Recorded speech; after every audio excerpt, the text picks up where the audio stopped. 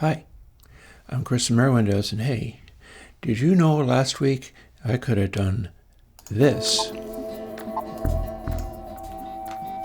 Wait for it.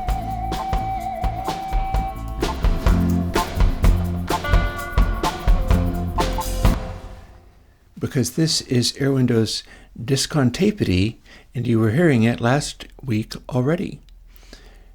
So Discontapeity is a plugin that is a variation. Here, let me just show you.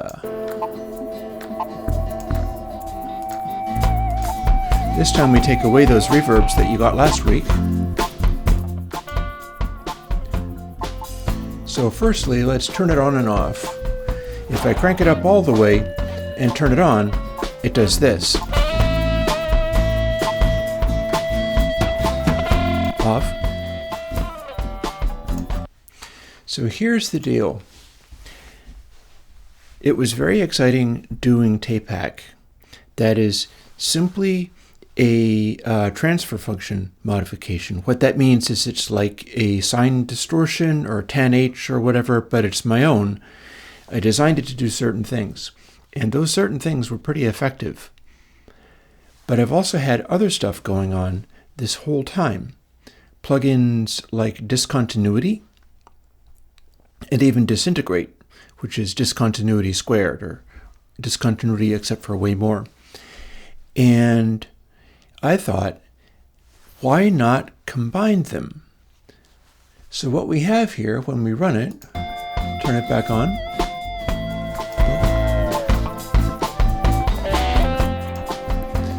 So that's kind of like tape distortion, except for it doesn't have all the features of tape distortion, but instead of going farther into just defining what tape distortion means, I'm instead drawing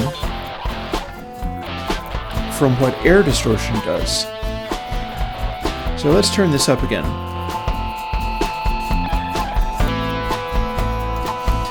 Using this plugin, I'm able to dial things in to where all of the sound gets a certain amount of additional fullness, and this is much like what you get out of tape distortion. But then there's something else going on as well. We boost it a little farther, and when we do that, what's happening is one stage of the processing that is already out there in discontinuity, tuned to this particular purpose, kicks in. Now, what's discontinuity? Discontinuity is 3 stages of a funny sort of frequency modulated delay.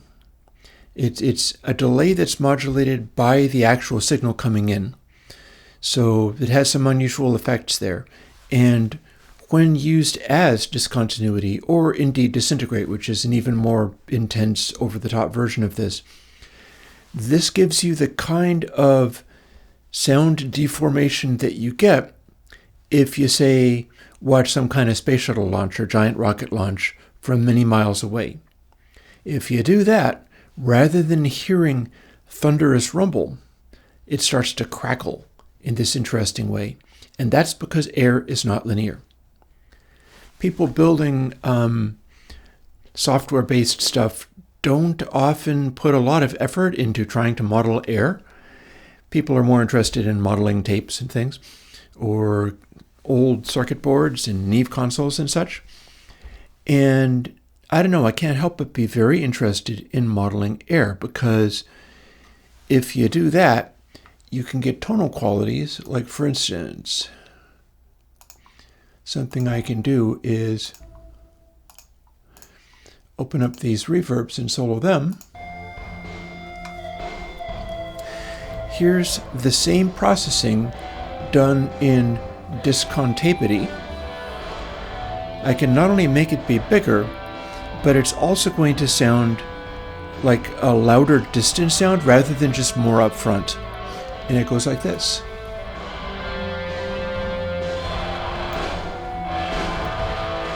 So this is me pushing it about as hard as I can in one instance of Discontapeity. And some of the feel of the big loud sound is in fact showing up.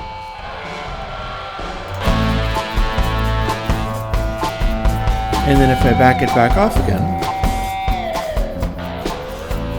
it tones down quite a bit.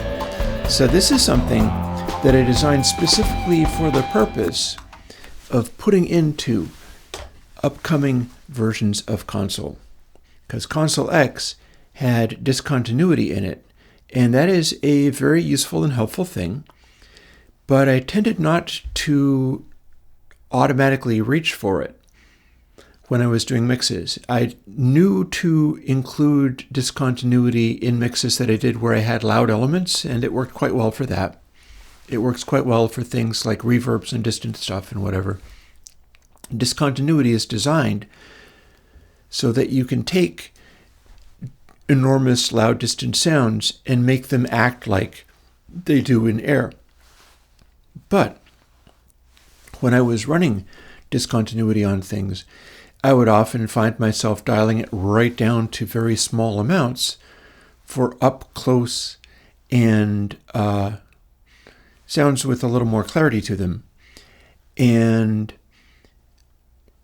it's arguable that maybe there's too much going on in discontinuity for proper sound clarity, which is awkward when all of ConsoleX runs through multiple layers of discontinuity at all times.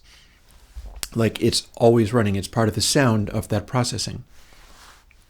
So I wanted to come up with something that would not be part of the console summing, but would both be able to give some of those cues that currently you can only get by running the plugin Discontinuity or Disintegrate, or running ConsoleX, which is very big, weird, and complicated.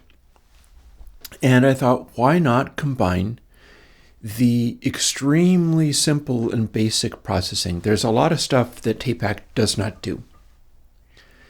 What I got out of it was being able to do some of the things that I identified as being new realizations of how tape even works, and simplify that down until it was the cleanest possible processing being added to things, and that's why people were enjoying it so much. And you can still use that on top of everything else if you like. But Discontapeity, it's that middle ground. The whole idea is, rather than it being a make things slam plugin, it's one where you basically decide how much exaggerated size, girth, noisiness, all of those things, all those qualities can be brought out by adjusting Discontapeity. The control is going to be the control that you'll find on upcoming console versions that use this. And it just says more. So if you've got tracks where they're trying to get a little bit bigger or fuller or whatever, and you need to balance things, what you do is you find the place where whatever that track is blooms just enough that you can get usefulness out of it. It'll be similar to going to tape, but it's not exactly going to tape because it also includes a level of that air distortion in there.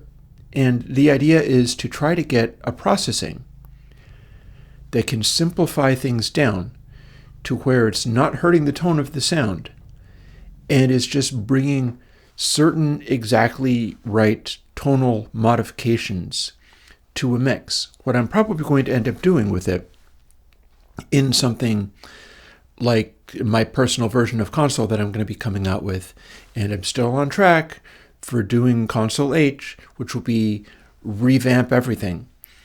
But for mine, what I'm most likely going to be doing is running that new version of Smooth EQ, the 4-band Smooth EQ, and using that to go into it, and then just voicing things. Like I'll be able to do fairly aggressive EQ moves, but then you can hit that not into like a tape emulation, not into air over distance, but a little combination of both of those things that will soften and shape whatever I throw at it with the EQs.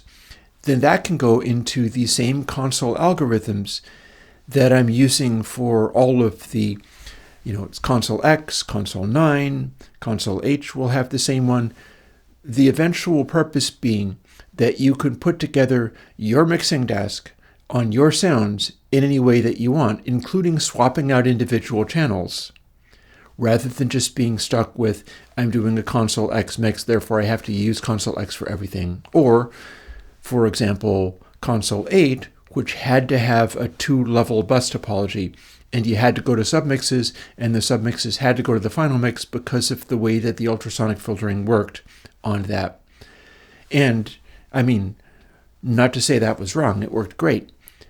But there's something neat about being able to just do weird things and pull out an alternate channel type for certain sounds if that better suits what you're trying to do. I think that is where things are going. And Discontapeity, as you saw, is a tiny little plugin with just one control. The only label on the control is more. And yet I think it can be really essential, because not only does it have the discontinuity stuff, which has basically been just me trying to figure out how to make that work, but it also has the TapeHack algorithm that I came up with just recently, which is actually simpler calculations than a full-on sine emulation algorithm. And that way you get to turn up the fullness of things rather than just think of it in terms of like how much distance through air am I trying to emulate. And it's all coming together pretty good. At some point I have to stop dropping exciting plugins and work through some of my backlog, because I've got a whole bunch of other stuff, including things that have been requested, that I do need to give people. But it's always fun to throw out another little subtle thing that is just kind of knock your socks off neat. And I particularly like that this is not towards closer tape emulation. It's away. It's away from tape emulation and towards the kind of fatness that transfer function gives you, combined with the simulation of literal air. Who knows? Give it a try. You might like it. And I'll talk to you later. Bye-bye.